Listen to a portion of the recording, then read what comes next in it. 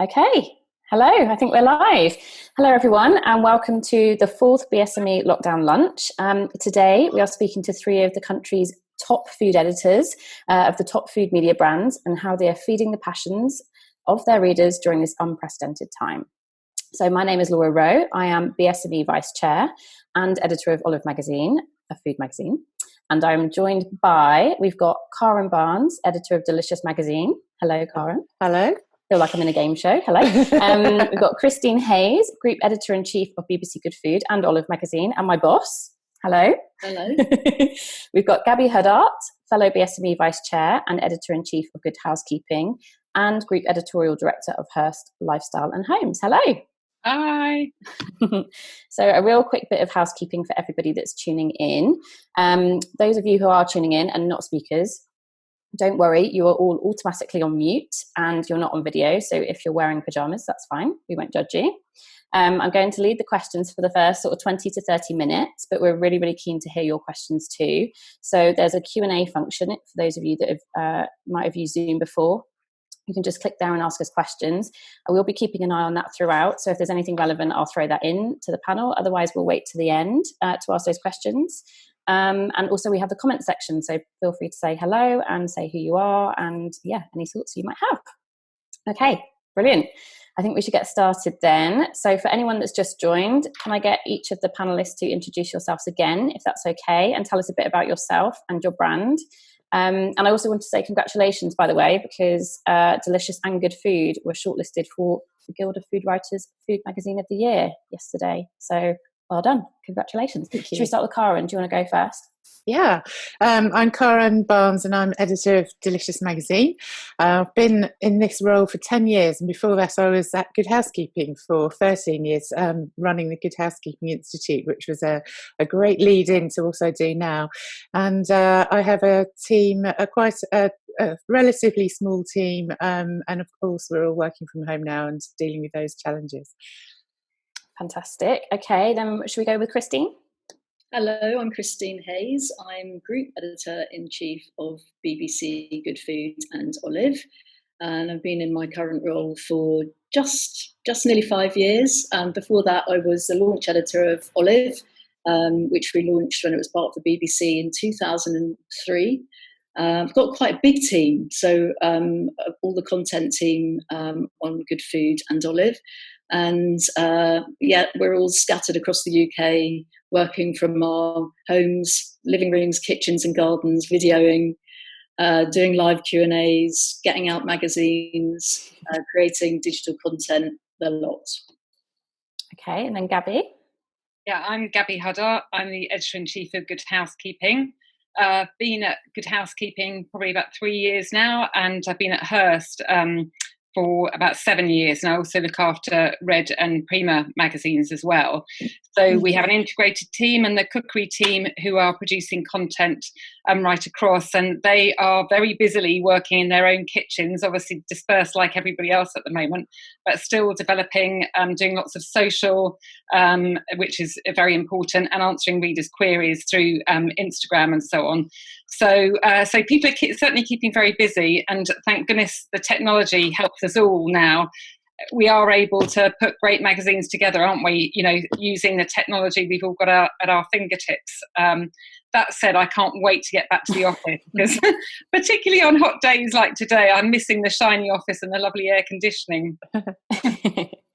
Wow, talking of all the things that we're cooking, what have you all seen?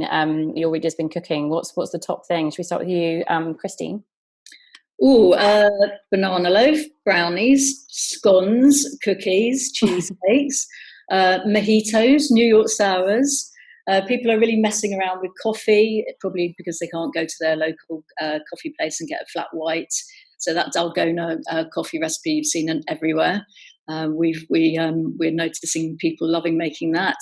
And these recipes have really knocked off our stalwarts, like chili con carne was always in our usual top 10. That's gone now. So it seems that basically we like cake, carbs and cocktails in a crisis. It's my kind of person.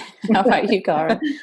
Well, it started off being very much all about store cupboard ingredients, and then and we did a lot.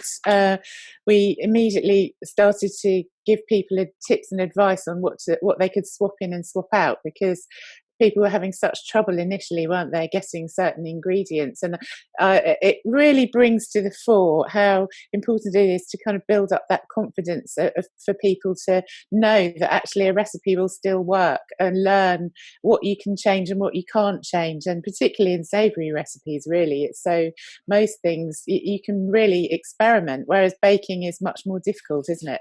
And so I think we've had exactly the same spikes as BBC Good Food in terms of content, but it's also focused around the things that people haven't been able to get at certain times. So flour, I think we would all say, and eggs at other times people were finding very hard to get. So no flour baking recipes, and then the flour came back in, and then recipes without eggs. And now that the weather's really warming up, of course burgers and barbecue stuff is really spiking, and it's an extraordinary. And I was just thinking, I think afternoon tea is going to be a big thing, and picnics, because we can't go out to eat anymore. So really, you want to kind of create your own moments. And now that we are allowed out, we can take a picnic with us, I guess, as long as we sit 1 metre apart from other people. And so it's trying to create something special out of something difficult, isn't it? To give peaks of moments where you actually have got something to look forward to and enjoy. Yeah, definitely. Gabby, have you seen the habits of your customers change? I mean, I think obviously we're all catering to, similar things. So certainly some of those things around, scones and ultimate brownies and peanut butter cookies and those kind of things. And then also earlier on, was slow cooker recipes and chicken katsu curry. And I think a lot of it is around, people wanting, it's the baking and comfort food being the two things. But I think rather than just being around what they can get their hands on and wanting to cook, I think some of it is around kind of entertainment. So cookery as a form of entertainment, and that kind of over the course of the last few months, what everybody is going through, food has taken on a significance in people's lives that perhaps in the former sort of busyness of life it didn't have. So you just slammed something in the oven when you got home. None of us, of course, but when you got home from work, you're eating on the hoof and not really thinking very much, certainly on weekdays. And people, I think, probably before were cooking differently during the week and weekday and weekends. And I think now that kind of thinking about planning meals, the one place we've been allowed to go daily if we want to is the supermarket. So the planning, the shopping, the preparation of meals, and then eating together as families, those people who live together, perhaps before weren't eating together and now are. And some of the things I found myself doing is actually really, for the first time in a really long time, taking out my cookery books and enjoying looking at them and choosing something I haven't cooked before, and then hopefully finding the ingredients, and then, enjoying as a form of entertainment, preparing that. And I think having a little bit more time, we've seen things like bread baking obviously has gone off the scale, and lots of people trying these things are getting a little bit crafty as well, feeling that sense of creativity that they can get through cooking. So I think it's more than just kind of nourishment and eating. I think it's become a form of entertainment. And the other thing to say is also for a lot of people who've got kids now at home and homeschooling, I think doing recipes with your kids is something else. And those, particularly baking, kids love to create sweet things and because they love to eat them. And I think that kind of form of entertaining your kids and doing something together that takes an hour or two, or kneading a loaf of bread, I think is quite an enjoyable thing for parents and kids to do together. So I think probably a lot of the searches, it's not only around the store cupboard and feeding fat. It is very much that kind of trend as this is one thing that we can all do now when we can't do so many other things. So keeping everybody in the family entertained and doing something together. I've definitely been trying to entertain my boyfriend by getting him to make sourdough, but all the stretching and folding, it was like one and then he was out. He didn't want to get involved anymore, but he still wanted to take claim for it. So I'm not happy about that. Have you seen a difference in the number of customers that you've got, Christine? I know there's been a huge spike on good food. Yeah, just before I go into that, I think it's just to build on what Gabby And Karen was saying there, we've really noticed in the last 8 weeks, so I guess since lockdown, there have been kind of 4 stages. So we identified those pretty early on, and I think actually our predictions came right. So there was the initial panic in which we saw a huge interest in baking, for example, where I think people thought, I'm not going to be able to buy any bread. Let's learn how to make it. And then all the searches were about like using up leftovers and, what do I do with a can of chickpeas, and that kind of panic thing of people just buying whatever they could and then not quite sure what to do with it, or looking at what was in the freezer and thinking, how the hell do I cook with that? And then that calmed down a bit, and everyone got a bit bored, and stuck at home. Kids are whinging, busy. They wanted to keep the kids quiet while they were working from home, and that's where all the sort of searches came in for what do I cook with my kids. Cocktails kicked in there. I mean, wine deliveries. We've got to chill out somehow, haven't we? And I think food parties, we've got a lot to answer for. And then baking. Baking's a constant. And then the third stage, I think, was sort of normality. Okay, this is kind of, I don't want to use that hackneyed phrase, new normal, but I've done it. So it's normal, and a bit of nostalgia as well. So like VE Day was huge. Who could have known it was going to be that huge? People are still making scones on the back of that. And then also people craving that kind of normality, Sunday roasts and all those kind of things that make us feel safe and familiar. And I think now we're sort of hitting the 4th stage, which is on the positive one, I think, is health. People have suddenly realised I've been sitting on the sofa, comfort eating for like 2 months, and it's now summer. I need to eat more veggies, and then sadly also I think hardship's going to kick in because people have been furloughed or they've lost their jobs totally. So I think we're sort of kicking into that stage now. And a huge number of people are, increasing the number of people cooking. Thankfully, we've seen growth on every platform for both Olive and Good Food, haven't we? So let's talk about that's BBC Good Food first of all. Our digital audience is up like 200% year on year. To date, we've had 140 million page views. And we finished April with over 200 million page views. So it's huge. It's been huge. Newsstand's been hit. We've been probably a little bit more for Olive than Good Food, but I'm sure we're all in the same boat there. But subscriptions are up. We launched a sort of short-term subscription drive, and that's been really helpful for people who might not wanted to leave their homes. That's been great.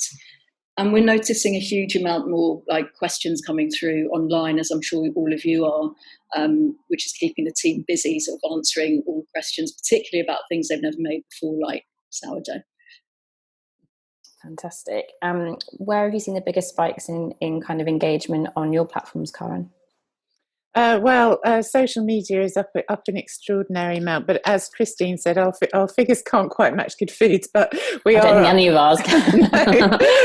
We are up to almost 200% in terms of traffic on the website, which is extraordinary. And I think this is a time when the immediacy of online and social media really comes into its own even more than ever, doesn't it? Because you can react immediately and see what makes people cross, what makes people excited.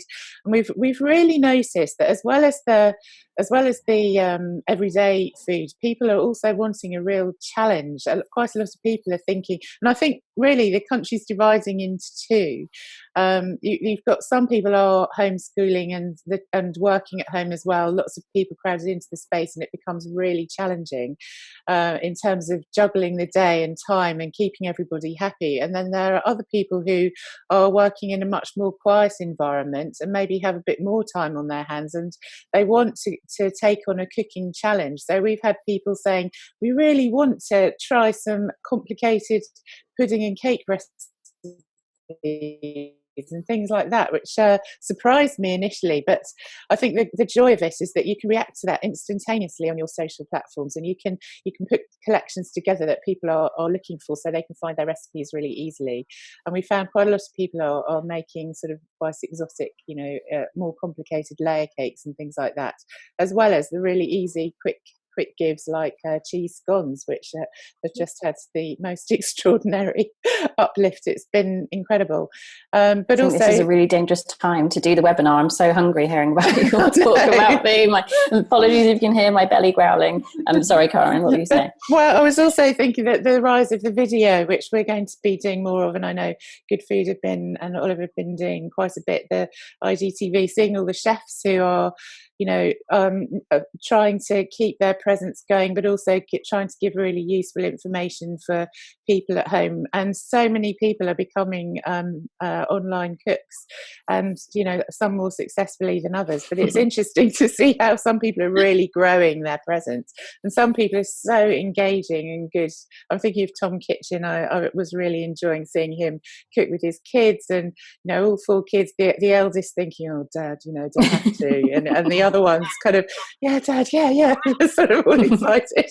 And I love that kind of reality, that glimpse into people's lives. And I think certainly with Delicious, I've always noticed that people love to get an idea of a glimpse behind the scenes of how you do things and what you do and how you put the magazine together. And I think the same works for other people. You just want to know what's going on in people's lives, don't you? And it's fascinating seeing how chefs cook or don't cook at home. Yeah. Gabby, you were doing so well with the specialist food magazines that Good Housekeeping were putting out before lockdown. Have you seen that continue in this period? Yeah, I mean, right across the board, because obviously food and recipes is a key strand for Good Housekeeping, the magazine as well. But, right across all our platforms, I mean, it's similar to what Chris and Karen are saying, that, obviously digital traffic is off the scale. By the end of March, we'd smashed our target for traffic for the whole year. And a lot of that is driven by, obviously, on the Good Housekeeping site, we have a lot of other information as well. But, really that was largely down to the recipes and to food. We've had more engagement than we've ever had before. We're doing a lot of activity on Instagram, obviously, but a lot of social traffic. And then in print, similar to what Chris was saying, obviously sales on the newsstand at airports and travel outlets have crashed completely, but actually, newsstand sales in supermarkets and convenience stores are up year on year, and subscriptions are up over 250% year on year. People want what we're all doing. They want our recipes, and recipes are a key strand for Good Housekeeping. And I think people really do. There is I think Karen was saying about the nostalgia thing. People, the way they're cooking, I think, has changed during this. Christine identified obviously the 4 stages, and I think going forward, definitely it's going to change. All the news very depressing news last night on the BBC about the scale of the recession we're likely looking at. A lot of people are going to be losing their jobs and on smaller incomes than they've had to cope with. And I think we all have a massive role in that going forward. And our products probably will be more needed than they've been needed in a long time. I think people are going to be wanting to eat more cheaply, more economically, and with fewer ingredients. And I think we'll see a big surge in the hunt for simplicity. Going forward, I think we're all from obviously. I've got fairly long heritages. Good Housekeeping, we've been going for almost 100 years. 2022 will celebrate our 100th birthday. And looking back through some of the archives, how people have cooked at different eras has been really different. So in the Second World War, we were giving people recipes with powdered egg and powdered milk because the real things weren't available. And I kind of think we all of us here on this call, and a lot of people looking in probably as well, have a role in helping people through what is going to be the next stage that we're all going to live through, which is making sure, I think you, Laura, referred to, health being really important, making sure people can nourish themselves and their families and do it economically. And I think providing we all do that, we all got a fantastic future through these brands, because people are coming to us in enormous numbers. They need what we're producing, and we just have to make sure that we're reading right all the time what people really need. And that obviously on the digital platforms, we can do that pretty much instantaneously as long as the recipe development is going on. And in print, we react to it as, we're planning our print issues now much closer to deadline than we've ever planned them before. I think you guys are all the same. And it's really important to do that because things are, we've only been in lockdown, 8 weeks, Chris, and, you've identified, 4 stages already. Things are moving very quickly. But I think across all our platforms, there's great things to be proud of, great growth in a lot of areas, and because of the importance of what we're doing, really. Yeah.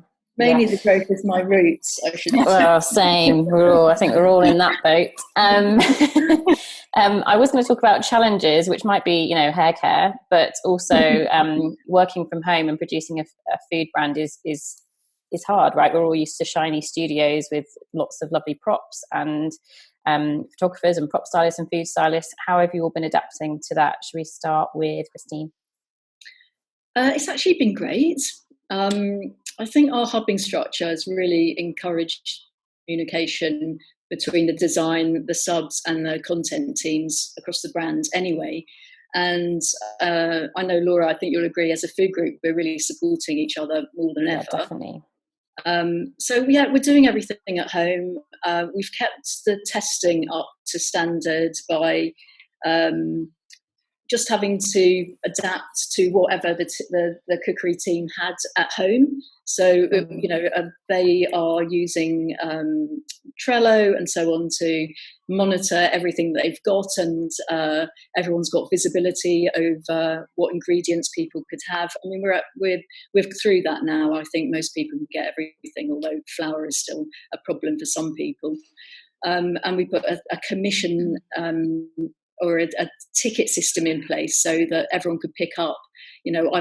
I've got chickpeas, I've got access to eggs or whatever. I can make those recipes, so that's been quite good. We've even been able to make videos at home. That's probably the thing that I'm most proud of. By this time, we were supposed to have a new studio with 3 new video producers and editors who joined us while we were in lockdown. And instead of being able to direct our presenters in studios, they've been doing it all through Zoom. And we've had to completely rewrite our video strategy to adapt to what people are telling us that they need. And I'm that's probably the thing I think that has been sort of challenged to think about how we're going to do it. And suddenly we've done it, and we've hit our targets for video as well. So it's been amazing. I'm sure the rest of you have had the same thing. You're probably on the phone or like this on Zoom or Teams or whatever all day, which means that come the end of the day you're exhausted, and then you've got to do it again with your mates because you've got to stay in touch as well, right? But overall, I think it's going to change the way that we work completely because we've proven that we can do it. But what I guess, and I'm sure it's the same for you guys, is missing that kitchen, missing that camaraderie, and actually eating together. That's really sad. The food. That's I miss the food. That's really sad. And still eating food, still like cooking a lot of the recipes, but not being able to share it. That's such a shame. How about you, Gabby? What's been your biggest challenge? Well, I mean, I'm gobsmacked by how brilliant the team have been at adapting and coming up with ideas and solutions that we never thought we'd have to come up with so quickly. So we have an integrated team across print and digital, but I mean, this whole situation has accelerated that, by 1,000,000 miles an hour. And, the former print-only cookery team basically are now they're doing, lockdown, lock-in cocktails on a Friday on Instagram, and they're doing Instagram stories, and they're recipe developing at home and then second testing in another person's kitchen. Our amazing videographer is now, whereas he used to shoot the cookery team making recipes, he's now shooting his own hands making the recipes and putting up those videos. And so the adaptability and the pivoting of how people are working is just, I mean, it brings joy to my heart, really, what they're all doing.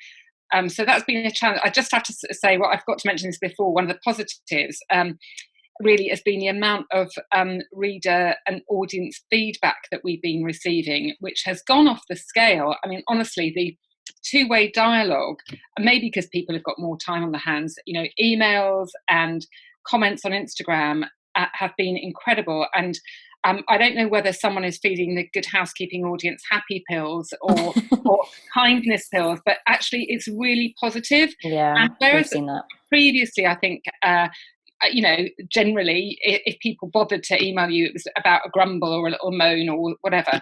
I mean, now it's like this virtual hug that's coming in sort of every day, and it's lovely.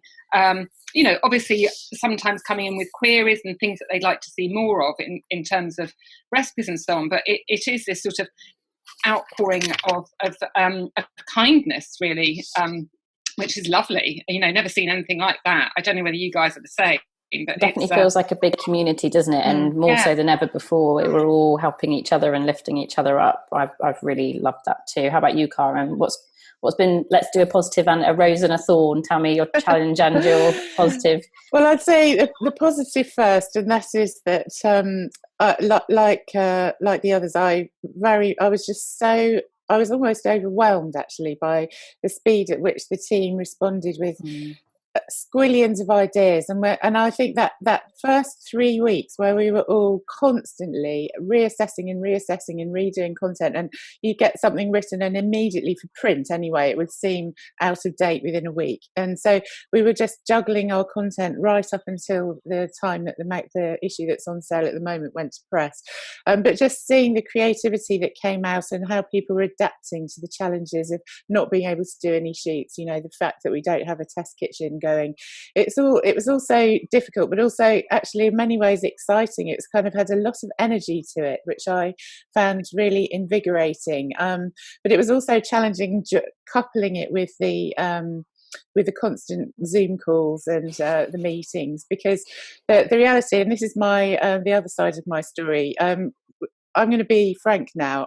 Our situation is very different from yours, in that we're a very small company, and it's a real struggle for us. And so having half the team furloughed which we have, is really difficult.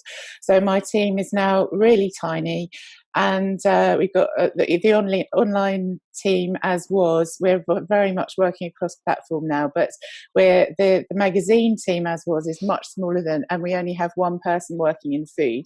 So this is my frank response. It is very difficult, and we're trying to do all the testing, and I really miss that moment of you, as you've been saying, of the collaborative approach to recipe development, which is so important when you want to cook something and then you taste it and somebody will have opinion and say maybe a teaspoon more of this or a little bit more of that. I love that element, and I think also as an editor I find that really helps me to keep across everything that's going into the magazine. I have every flavour and every recipe firmly in my mind, and personally I'm finding that much more difficult to keep a handle on. But the team constantly reminding me of that, which is really brilliant. So I suppose that has been a really difficult thing, and we're still getting through that. And we have had to practically reduce the number of Zoom calls, because you can't be on Zoom all day and get a magazine out with the size of team that we now have. So we have one catch up a day, which is absolutely set, where we have from 15 minutes to half an hour where we go through everything we need to talk about, and then the rest of it is actually fairly practical hands-on work at home, quite quietly actually. So quite a different experience.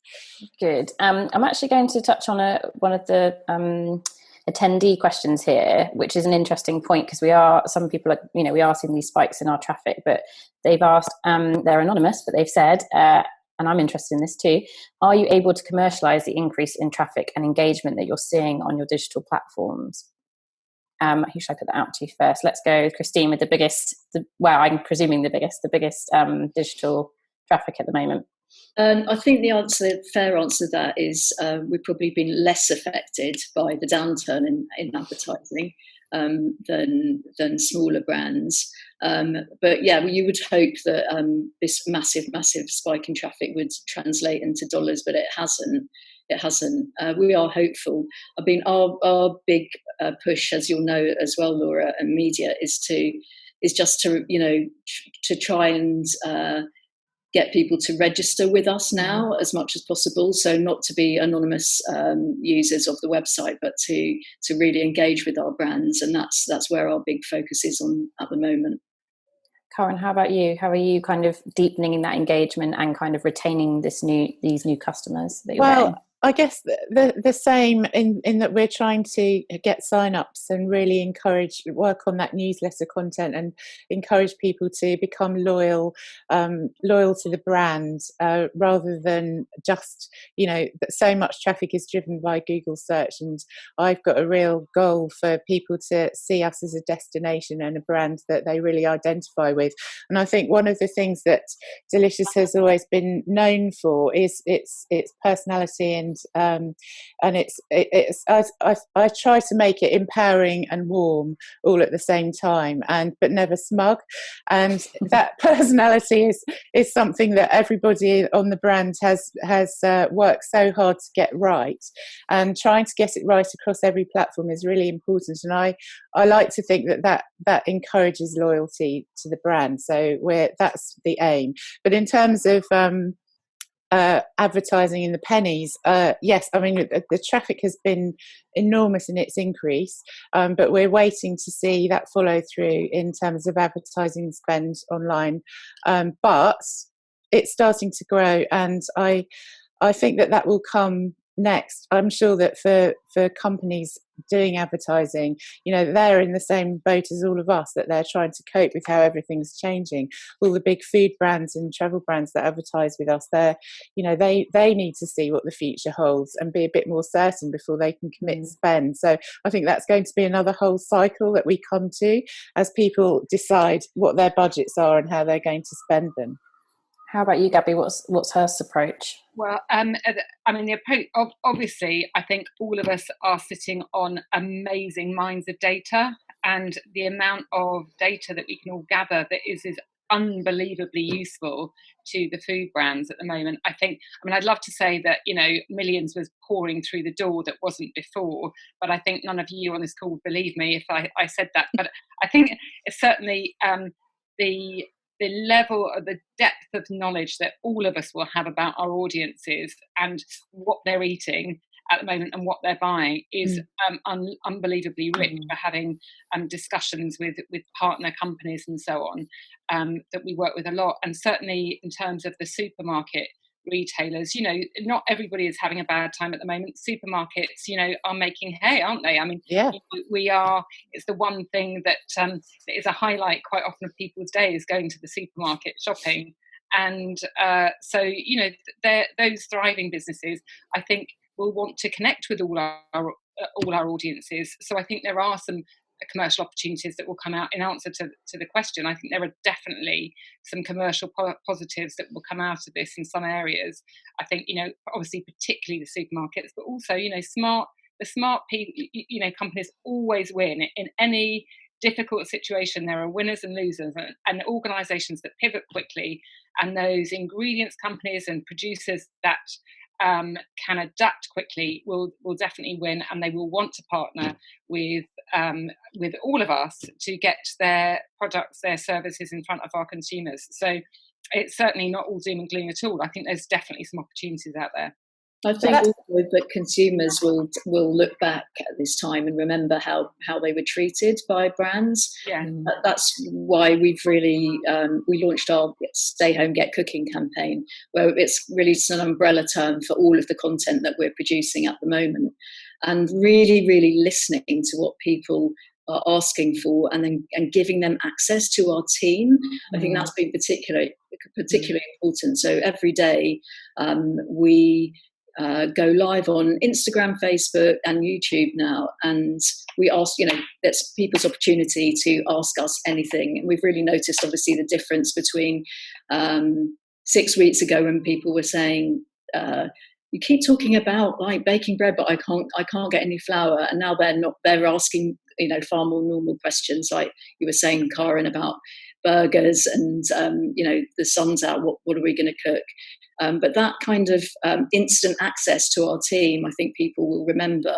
And it's been quite important as a big market-leading brand that we are, that suddenly people are associating us with the sort of people behind it, and knowing that we're actually there without being mawkish about it, without keeping saying we're going through difficult times. It's our role to really lift spirits as well, to give practical advice, but to have a smile on our face while we do it. So I think that's been a particularly good thing, and that we hope that when people look back at this time, they will remember, as well as the difficult things, they'll remember that they felt connected through cooking. I think so. I think that's really important. I think we are all going to remember this as long as we live, and our kids will as well. This is, none of us have ever lived through anything like this, and the memories of this, I definitely think that food memories during this time will be lodged in people's minds in the same way that people remember, older people who lived through the war in the 50s and rationing can really remember that, and really remember how they used to appreciate when they got their 1 egg a week or whatever. I think now people will really remember this time and what they ate and what they drank as being kind of one of the highlights. My glass is now empty, but I'm conscious we've got about 10 minutes left, so I'm really keen to get some questions in from the audience. We've got one from the editor of The Simple Things, Lisa Sykes. She's saying, as a relatively new mag, 100 issues as opposed to 100 years, I'm interested to know how much you are relying on and using your archive at the moment. Karen, have you been going back through the archives? You were mentioning about putting collections together. Well, in terms of online, yes, obviously using the archive to create great collections of recipes that people are looking for, reacting very fast to the ingredients that people are searching for. But in the magazine, actually, so far I haven't planned in much reuse at all. I'm trying to avoid it if at all possible, because from experience I know that readers don't react to that very well if they're loyal to the brand, and that's obviously a challenge because of not having been able to do many shoots. So we're just trying to modify that and balance the recipes, but it is difficult. And I think Delicious, one thing that we have an advantage on in terms of our content is that we always have had a lot of feature content. We have a lot of stories in the magazine, stories behind food, and the kind of nubbly issues that make people cross or happy, or makes for a good letters page, I always think. And so that is content that we can keep going, but obviously we have to have that number of recipes up there as well. So one advantage we do have is that we are linked. We have a parent brand in Australia, so we can use some of the recipes from them, which is an advantage for us. I was going to say, it's definitely, I think, helpful. I think I can speak for all of us, is that with sort of bigger publishers to work as a portfolio in that kind of collaborative spirit has been amazing for us on Olive, and I'm sure on other brands as well, where we can kind of lean on each other and reuse content from other brands that we haven't seen in front of our customers before. Gabby, have you been doing that at Hearst? Hello, Lisa. The question about using the archive, the thing about being 100 years, how people eat is completely different now than how it was, and we were known for recipes like stewed calf's heart in the 1920s, and I don't think digging out any of those out of the archive would be popular now. Trends in food are pretty much the same as fashion. They move really quickly. So actually, even how people were eating 10 years ago is not necessarily how they want to eat now. And new ingredients are coming in all the time. I think we're also exposed to world food now and have been, obviously really indulged in that in recent years. So I think mining very far back in the archive is not very useful. And like Karen was saying, you have to, it's a balance. Obviously we are limited on what we can shoot at the moment. I'm sure you guys are as well, finding ways around it and being very creative and producing some new content.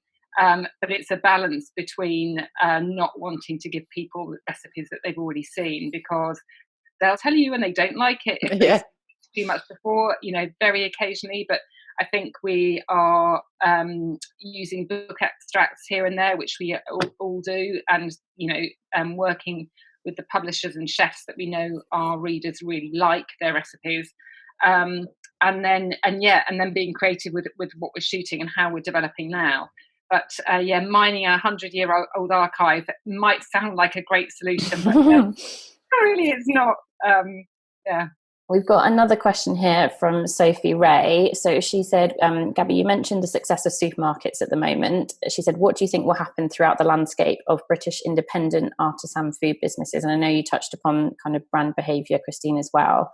She said, will the nation return to support them, having spent the last few months using the ease of supermarket deliveries?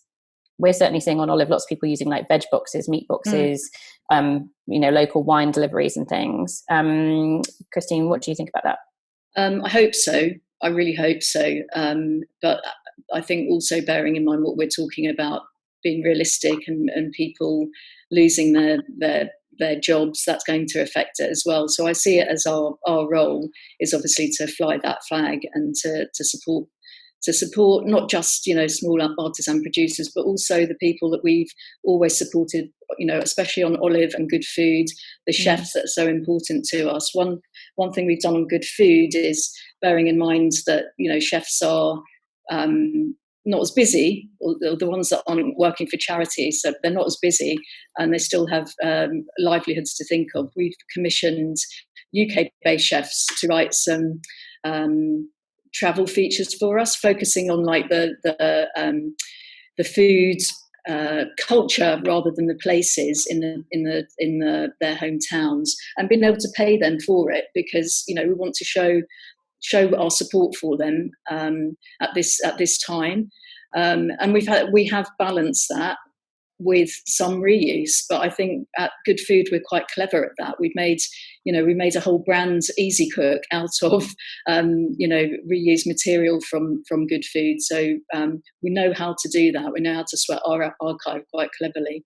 But balancing that sort of those new commissions with reuse is difficult. But I definitely think that it's up to us in the food media to show our support for those smaller brands and to encourage our audience to support them too. On that point, and I might put this to you, Karen, because I know it's different for different brands and different budgets. And but somebody here, Emma, has asked what you think the role of freelancers will be moving forward. Are you looking to commission more, especially as teams are getting smaller, or do you think things will be brought more in house? And I know that's different for every brand, but it'd be good to get your thoughts on that. The quick answer to that is I'm not sure, because it depends how the budgets are going to shape up for the latter half of the year, which is all slightly in flux at the moment for us. But certainly we do write a lot in-house, but we have also always commissioned out a fair few features per month. So I'm hoping that we will continue to do that, and we will still be, we'll get back to commissioning big photo shoots as soon as we possibly can. But can I just touch on the point that Gabby and Christine were making just earlier about supporting local producers, because I think it's really interesting how people's shopping habits have changed, and people who couldn't get the online slots have been much more been forced to be more ingenious in terms of where they get their food from, and discovering the brands and the chefs and the restaurants that have been spinning on a sixpence, and really reacting fast and setting up shops in their restaurants and finding that does well. And I'm really hoping that's that more sort of broad approach to shopping continues, and seeing how it does.